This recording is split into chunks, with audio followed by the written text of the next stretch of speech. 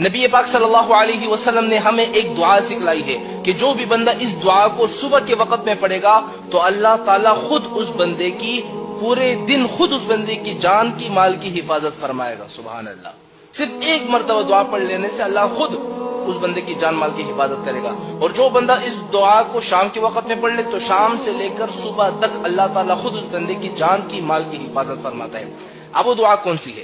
اب میں آپ کو وہ دعا بتلاتا ہوں، لیکن اس دعا کو بتانے سے پہلے میں آپ کو ایک واقعہ سناتا ہوں اس دعا کے متعلق، تاکہ آپ کو یقین ہو جائے کہ کس طرح اس دعا میں طاقت ہے. ایک دفعہ حضرت ابو دردہ رضی اللہ تعالی عنہ کے پاس ایک شخص آیا اور اس نے کہا کہ اے ابو دردہ، تمہارا مکان جل گیا ہے.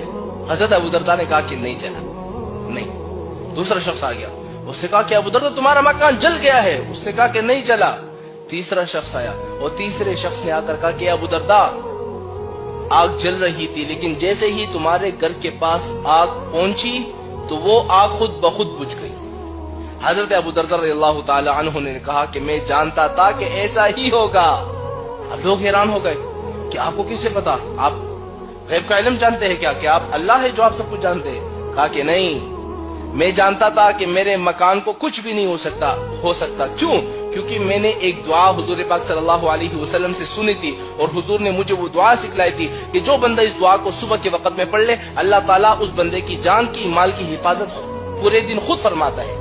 اب وہ دعا کون سی ہے؟ تو میں آپ لوگوں سے کہتا ہوں، اگر آپ لوگوں کے مکان ہے، آپ لوگوں کی دکان ہے، کاروبار ہے، آپ چاہتے ہیں کہ یار ہمارے کاروبار محفوظ ہو جائے، پورے دن جان مال کی حفاظت ہو جائے، تو اس دعا کو صبح کے وقت میں ایک دفعہ پڑھ لو. پورا دن تمہارے دکان کی، مال کی، دولت کی، سب چیزوں کی اللہ تعالیٰ خود حفاظت فرمائیں گے. اب وہ دعا کون سی ہے ذرا آپ نوٹ کر لیں.